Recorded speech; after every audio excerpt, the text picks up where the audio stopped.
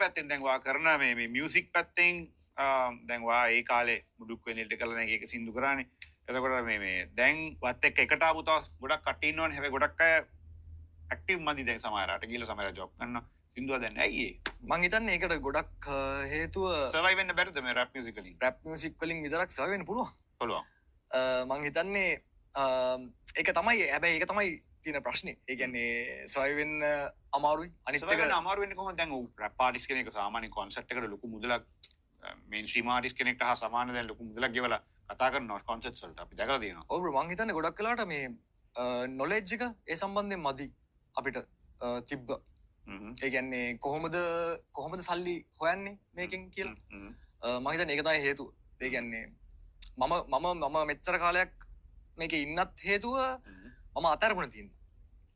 මම අතරී නෑ. ඒ කියන්නේ මම ඒ කියන්නේ ඉන්කම් එකක් ආවත් නැතත් මට ඒ කියන්නේ හොඳ දෙයක්ද ඒ කියන්නේ එහෙම හොඳ දෙයක් ආවෙ නැති වුණත් මම අල්ලගෙන හිටියා මේක. මම හිතන්නේ ඒක තමයි සීන් එක ඉතින්. අල්ලගෙන හිටියොත් හරි. ඊට පස්සේ පොඩි ඔෆ් ට්‍රැක් ගියා නේ වා එහෙම.